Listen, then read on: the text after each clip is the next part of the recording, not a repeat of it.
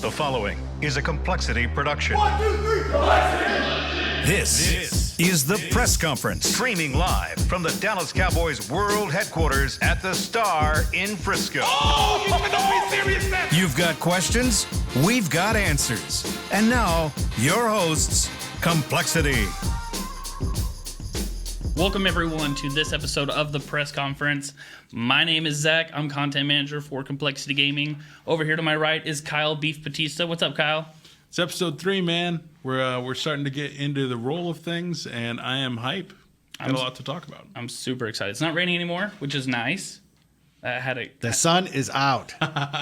Thank God. There is sun in Texas. We've got Lake that's happy about it, Yes. Soren that's mad about it. It's miserable. Everybody's favorite German doesn't like the sun. He likes cold and rainy and drizzly. It's almost November and it's 80. It's just not. It's fantastic. No. Across from me over here with that deep, beautiful voice is Jason Lake. What's up, Jason?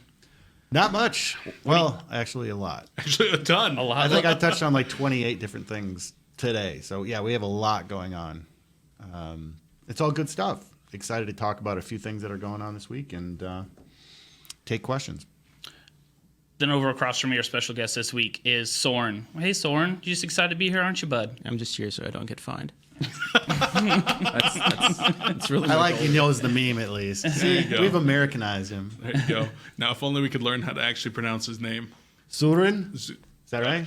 No, everybody Can we just move stop. on? I tried. Just stop. Can we move tried. on? You tried, but it might be worse than actually mispronouncing it. Yes. Like Hamburg? Yeah. There you go. That was good. Yeah. I appreciate that. Guys, don't forget that every single week during the press conference, we're taking your guys' questions. So make sure you guys go on Twitter and you guys use the hashtag ColePC. Ask anything about what happened during that week, our Dota matches, drafts, who were taken on in ECS for Counter-Strike, anything under the sun. Make sure you guys tweet at us. And at the end of the show, after update, we go over those questions all together. Yeah, or come over to the Discord, say hello to us there. The point of this show in particular is generally we want questions about what's happened the last 7 days. We get some really great questions that are broad and kind of like, what's your plan for XYZ over the next 5 years? And that's fine. But what we're looking for are questions specifically about the last week because the press conference is here to keep you updated on all things complexity. And we really just don't have enough time, for a lot of these bigger questions, 'cause they're just so deep. You know what I mean? There's so many things you could say. So Great podcast questions, but this is, something a little different. Yep. We're gonna go ahead and start off with Dota. All right. We were in Hamburg. Hamburg. Hamburg. I have the expert here He this can say week. it right.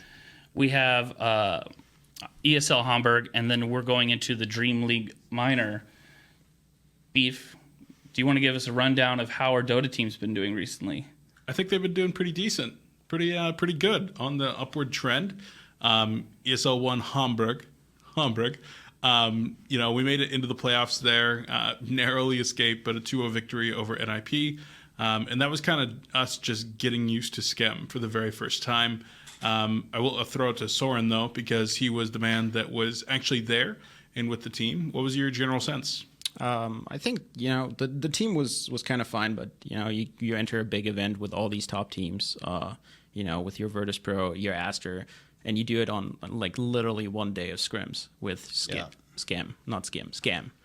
It's difficult, isn't it? Yes, and, I think we handled it very well. Scam was pretty, really good to work with. Envy took him in, kind of showed him a little bit of the ways that he wants to play. He had a pretty instantly good chemistry with his idol, Z-Freak, on the lane. And so I think that, we played good. We showed up in a bunch of games. Sadly, not in the playoffs.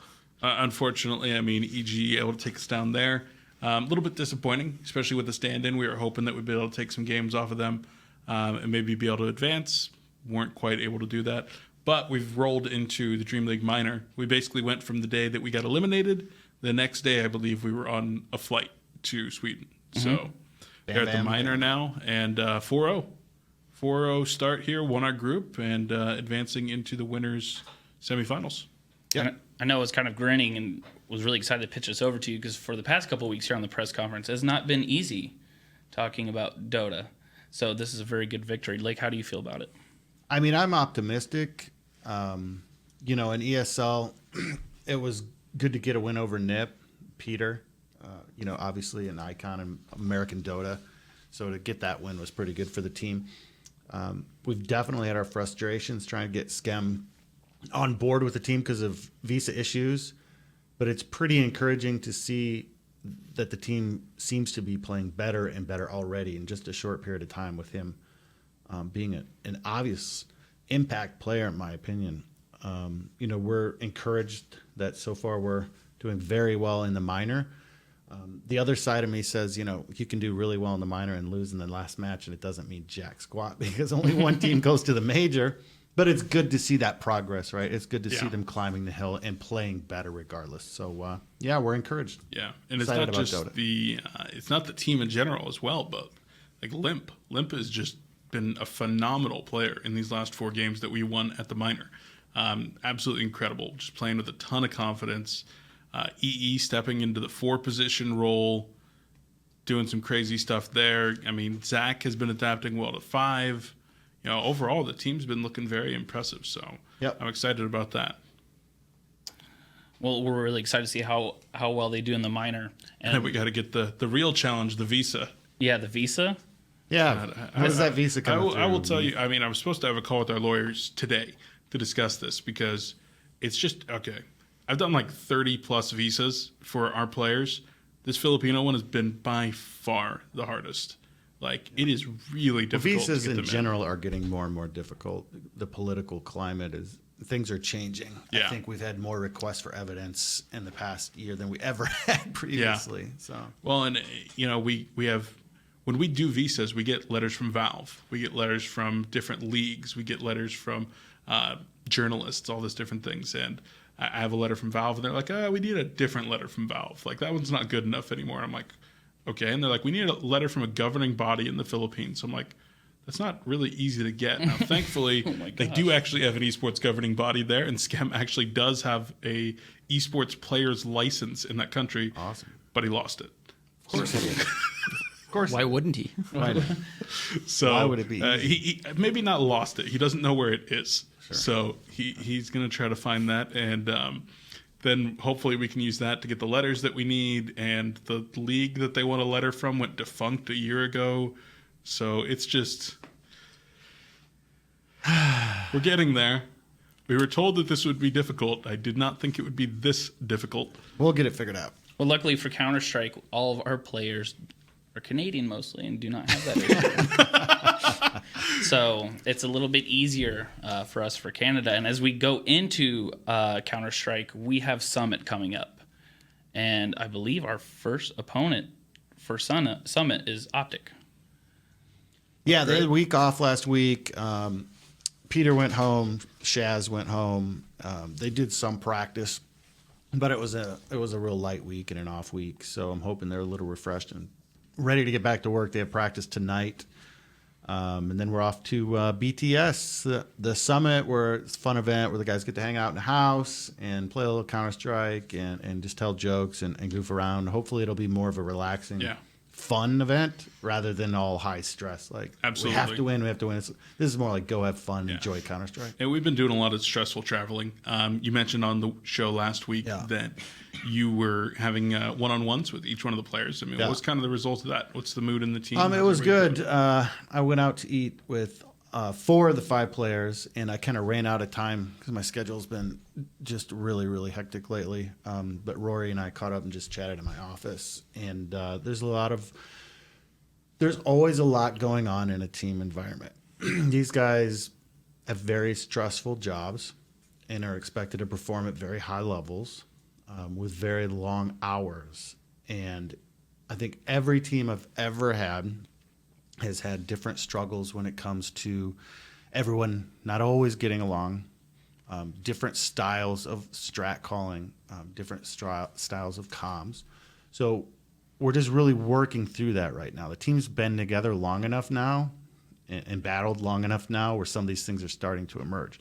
When teams first get together, I call it the honeymoon phase, where everything is like everyone's happy and everyone's got the great attitude. We can do it. Go team. Yay. You know. And I always warn teams, like, enjoy this, but it will wear off. And how you communicate and how you treat each other and how you deal with adversity once it wears off is going to dictate the success of this roster and where we're going to go. After we lost 0-2 to E United a week and a half ago or something, I lose track of time, I just really sensed there was, at this moment in time, just a great deal of negativity going on in the team. People were getting down on each other and weren't communicating effectively, and some people might have been struggling for motivation. So I just wanted to sit down with each of them individually, give them a chance to get things off their chest, ask their opinions. Where do we go? You know, how can we improve? And so we went out, and I've eaten out, I think in the last week, like 11 or 12 times. Oh, man. So between business and then I've eaten, 4 of the 5 Counter-Strike guys, and you go home. Of course, the kids are like, hey, we want to go out. And you're like, oh, my God, no. So, no, it was really great. And I think Counter-Strike is headed in the right direction. We're not, 100% of the way there, but I don't know that teams generally are. So we'll keep moving forward.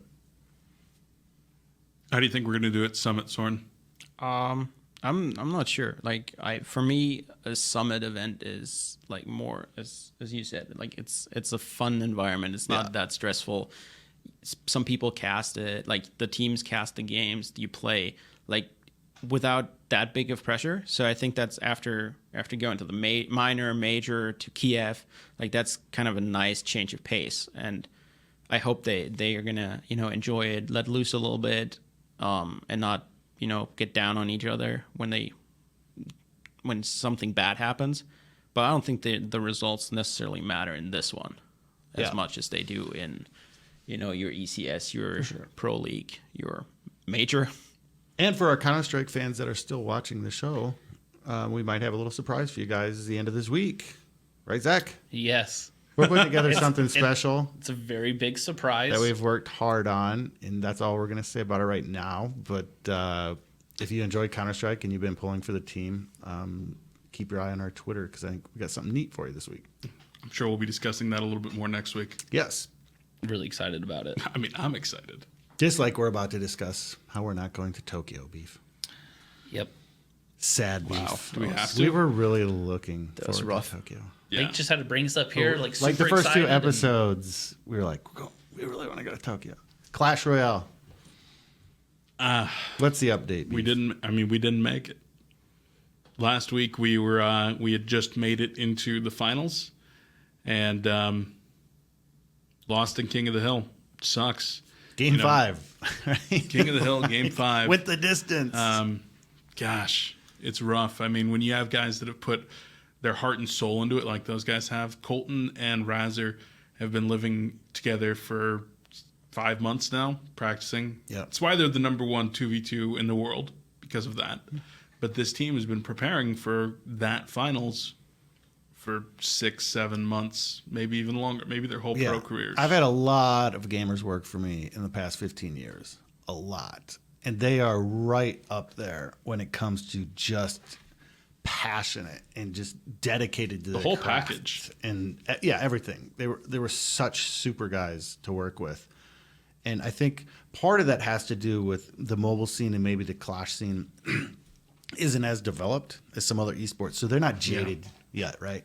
They don't think like they're all it, da-da-da-da-da. They're still like, hey, we want to go out, do anything it takes to win, and just really raise not only our squad and our team, but the whole, Clash mobile esports scene at the same time. And it was absolutely heartbreaking.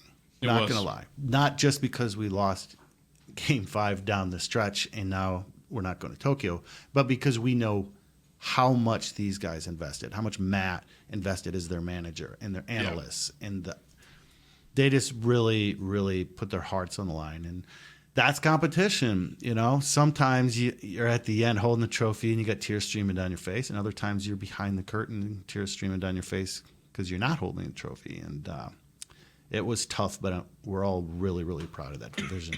Yeah. I actually just today had one of the senior executives message me and say, I just want you to know I was there that night, and I was so incredibly impressed with how your team handled losing and how professional they were and just the quality. One of the Supercell execs? Yeah, one of the consultants at the executive level, and he ended it with like genuinely. He was like so impressed. He's like genuinely like They're I was incredible super guys. impressed, so. But now that season's over, we kind of got to step back and see what's next. I think we're gonna just kind of see what happens over the next few months here as the year comes to an end, and see what the plans are for next year. But Yeah, we got to sort that out and see what Supercell is going to do with the league moving forward. We've enjoyed being in the league.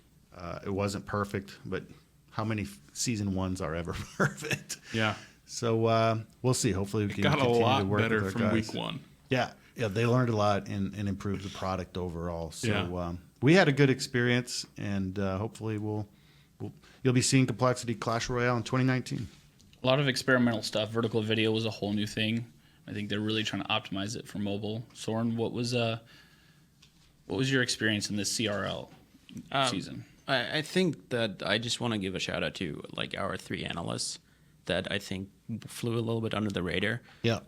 Going into the season, I had the opportunity to look at the scouting reports. I had the opportunity to, sit in those scrim sessions, and the level of detail that goes into playing Clash Royale, the level of analysis that goes into it. Like for every team, we had like 20 to 30 pages, and a couple of pages of that are like to the pixel, like the placement of certain cards, of what players are doing and how you can counter it, like just that split second earlier. And I think that gets lost in the broadcast a lot, because you see a fireball, you see like the log, and you don't care if it's like 0.5 seconds after the minor came in, or 0.8, but these guys care about like every split second.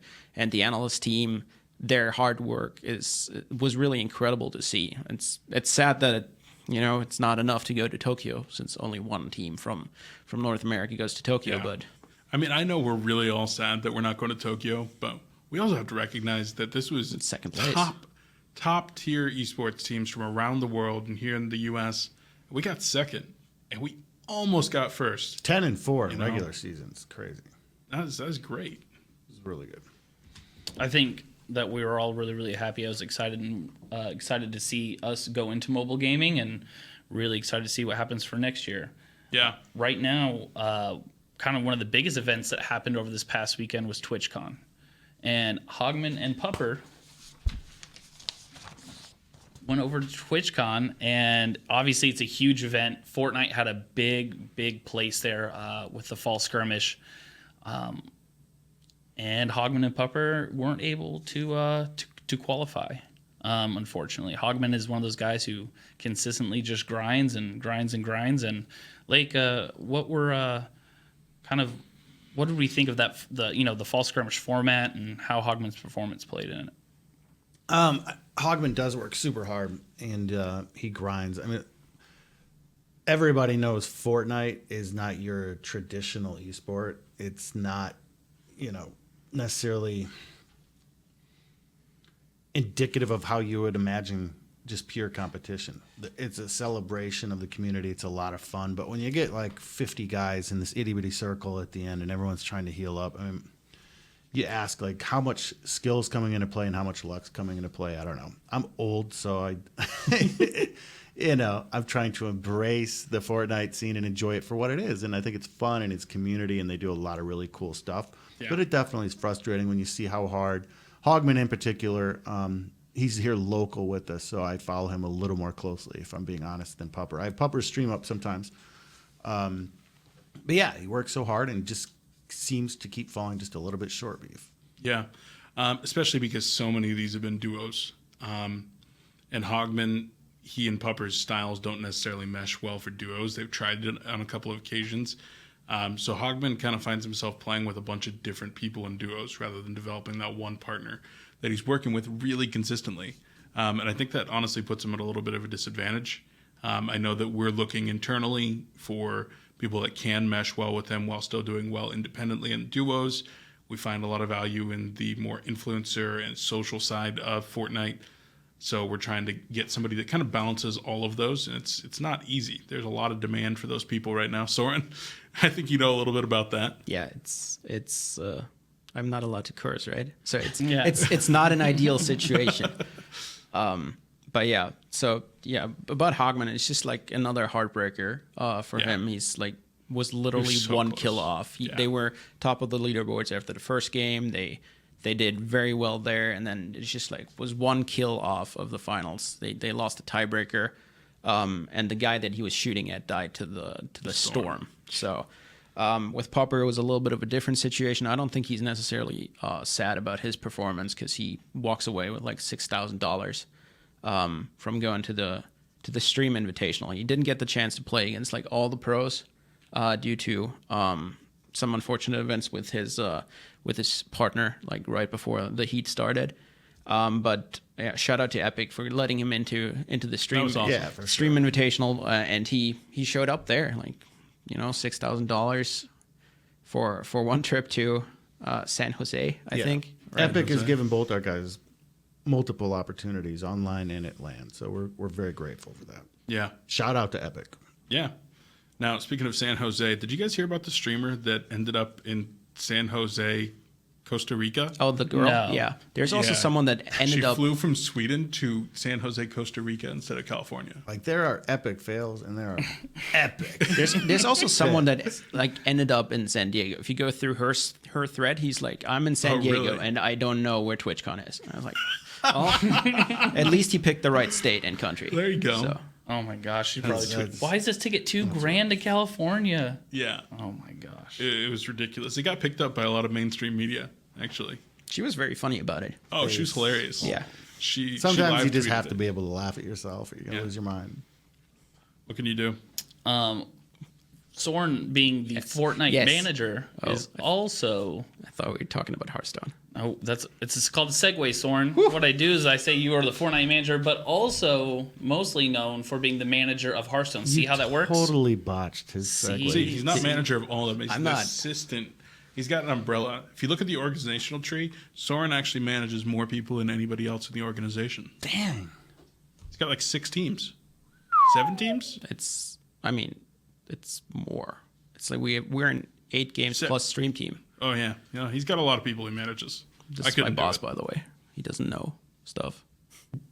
Yeah, because I have you to do it for me. Soren, let's list the teams. So you have Hearthstone. I have Hearthstone. We have Gwent. We have soon to be Artifact. We have Madden. It's the game is released. yeah. Like You got- the dates are released. Just Got Rocket League. bear with me here. We got Rocket League. Did I mention Madden already? I don't know. Fortnite, the Stream Team, Dota, Counter-Strike. It's 9.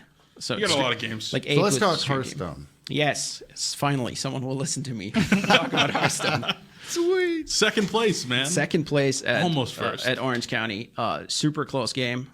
Came down to Hunter Mirror, and those tend to be a little bit draw dependent. But Yeah. he loses to Fano, who has been like really good this entire year, who's one of the top points earners in Europe. They both are actually. And they were kind of both in the same situation going into the finals. They were both like on the verge of winning. Yeah. Both consistently in top 16, top 8, top 4. Question. Good.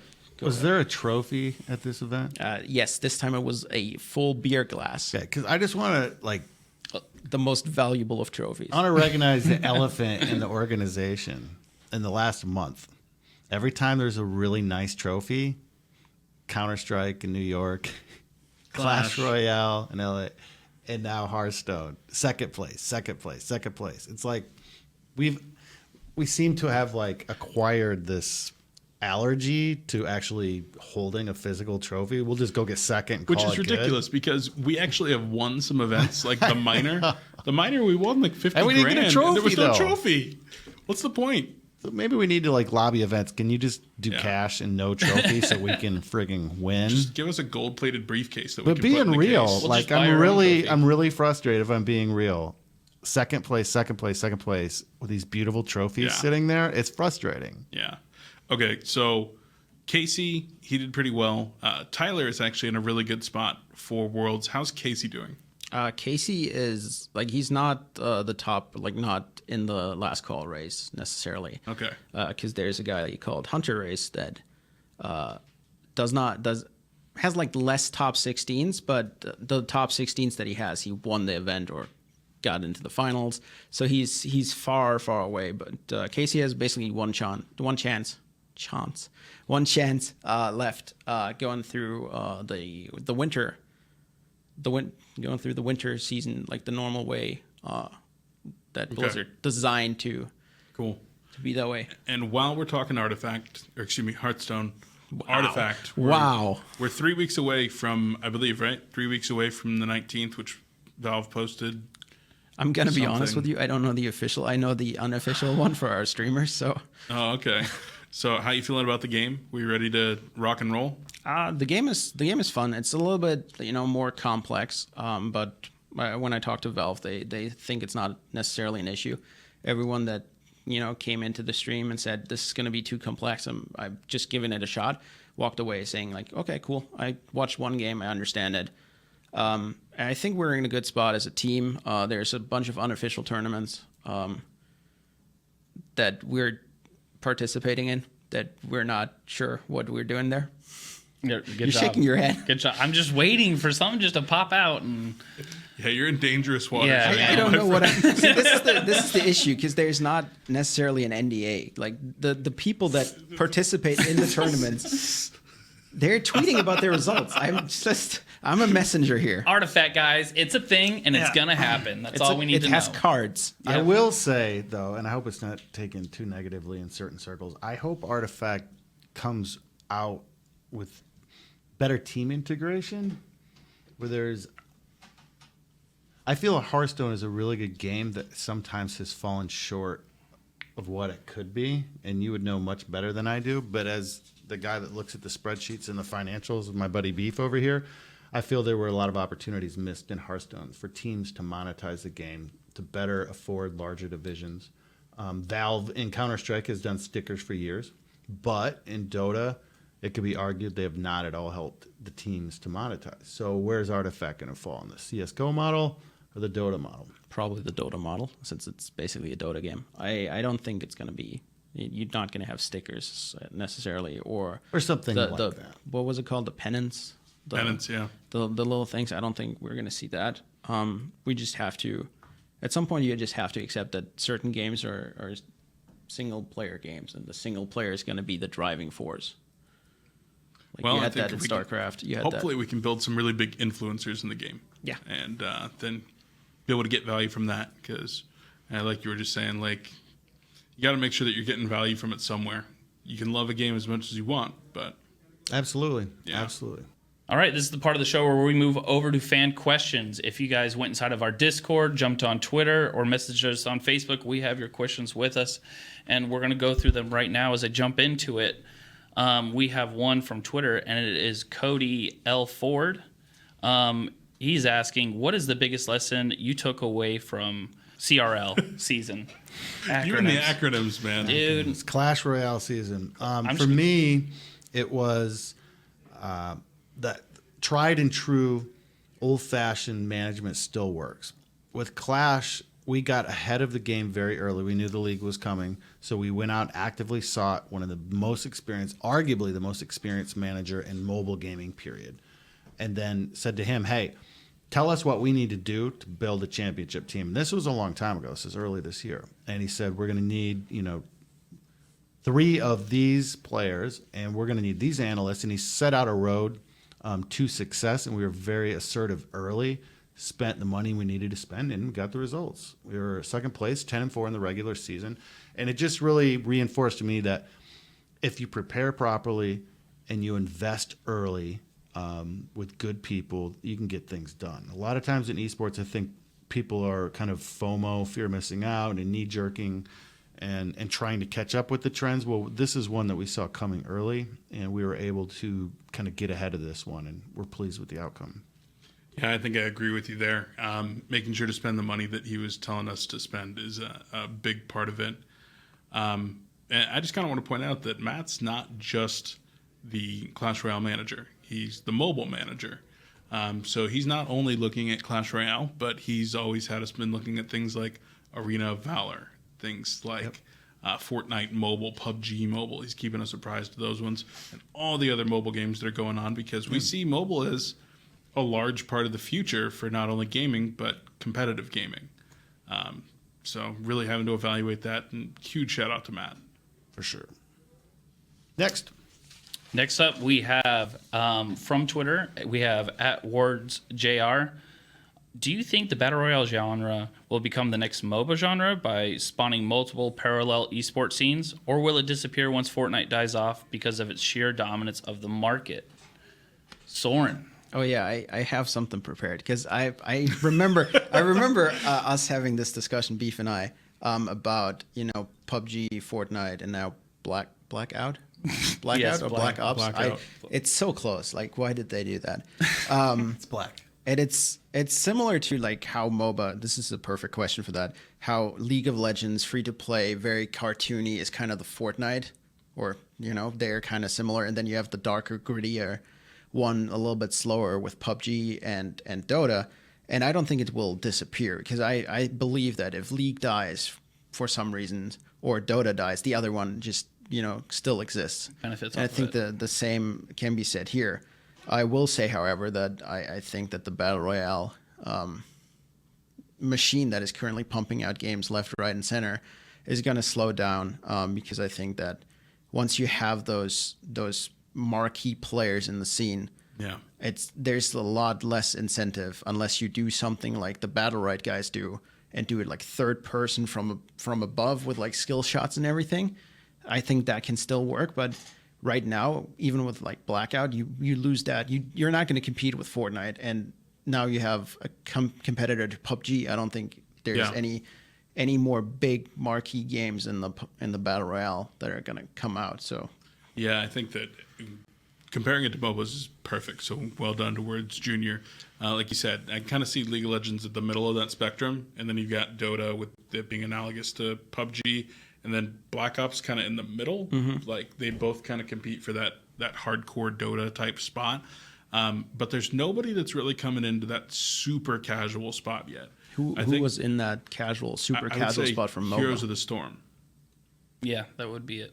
Heroes of the Storm, and then Smite's kind of off doing its own little Forgot thing. about that game.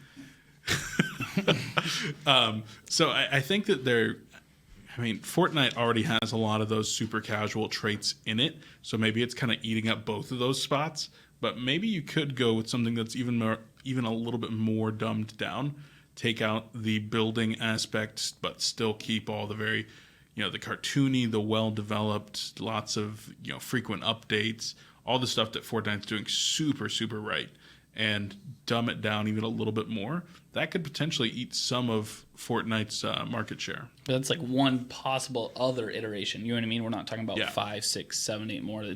Because right now, Blackout is fighting against PUBG, like 70% PUBG and like 30% Fortnite. Yeah. That's where its player base is coming from. It's not generating any new player base.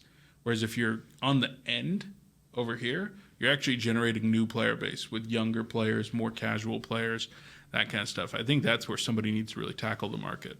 I'm going to love to have that quote of Soren saying that League is the Fortnite of MOBAs. I'm going to make that into a GIF. Okay. Yep. I just want to point out that Beef tries to create the strife of Battle Royales. I forgot about Strife. So has everyone else. It was a really good game until it wasn't. died an unceremonious death. This is where I need the narrator. All right, voice. all right. Stay focused. Get to a complexity question. It Next wasn't. next one is for Jason. This is from Gambit from our Discord. What support did you get from your family and friends when you started Cole? And, what helped you with the finances? What helped me with the finances? At the time, I had a law firm that I was building, and it was doing pretty well as a real estate lawyer in Atlanta. In the early 2000s, it was pretty lucrative. No one helped me with the finances. I paid for it all myself. As far as what support did I get, my family and friends are generally supportive of anything I do, but there were most certainly moments during my esports journey to where they weren't supportive. And I should say they weren't supportive of the esports journey. They were trying to be supportive of me because they cared about me, and they said, look, you have a law degree, you're very talented, you're very good in business, you're making all this money. Then you took all this money and invested it in this wild, wacky world of esports. And we love you, so we're trying to be like tough love with you. like, this is dumb. Like, you're wasting your life. Go do something where you can actually make money instead of losing money. So there were a lot of moments, people that cared about me where they, with their my best interest at mind, would just be like, hey, this isn't going to work out. And then after the 2008 CGS collapse, that was exacerbated. For years, we're like, why are you not giving this up? Go do something where you can make money. But, thank God, as things turned out, it's come full circle. And the same people that were kind of like, you're not going down the right path have said, hey, you were right, hats off. So I guess, Gambit, to answer your question, I received mixed support from family and friends. They always had what they felt were my best interest at mind, but a lot of times they didn't believe in the esports deal, and I don't blame them. And nobody helped with the finances. That was all me. Perfect. It was a very loaded question, which we're very happy that we have a lot of fans asking really great questions, like we said. But some of them are a little more granular. Some of them are going to take more time. So make sure if you guys are inside, if you guys are in our Discord on Twitter, that we're able to tackle a lot more team-centric questions. One question, though, that we have from Soren: are we looking to be able to expand or pick up any more players in Fortnite? I think Beef tackled this already. Like, we're obviously looking for more players. It's just very hard to find someone that has a reasonable stream, is good at the game, has a reasonable social media footprint, is American preferably, and then is also a potential duo partner for Hogman, which is obviously something that we have to, or Pupper in this case, which is obviously something that we have to keep in mind. So there's like this Venn diagram, and this unicorn in the middle is sadly escaping us. Yeah, I've been playing a lot of FIFA the last few days. Basically, it's like going in and you're turning on and saying, I need this player from this league, from this nationality, of this position, with this rating, that's also going to synchronize with this player over here. Oh, and there's 25 other teams competing for that player. Yeah. It's tough. Hard. It's hard to find the right person. We have really high standards. Next up, we have from Real One off of Discord. Beef, I'll send this one over to you. What's the future between compLexity and the Cowboys? And will it stay separate entities, or will we see Cole change into the Cowboys? I don't know, man. I'm not a fortune teller. I know. I don't know. Lake is. Lake can handle it. I believe they will remain separate entities. The NFL has pretty strict rules about protecting their brands.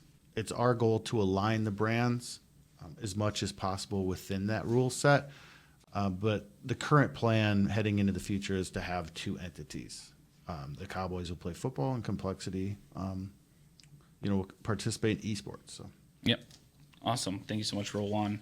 And then as we finish up with our final question for the day, loved watching the videos of the Post Malone with the Dallas Cowboys. Who is the next celebrity collaboration? Don't know. That's a good question. Who do you guys want it to be? Come That's my back question I for you missed guys. Post, man. Post was awesome. Post was here. Like, he was at AT&T Stadium yesterday? Yeah, He was at a Posty Fest was in town. Del really? Secchi's Pavilion, I guess now it's called. It's been called 20 things over the couple of years, but yeah. Yeah, Posty Fest was this weekend.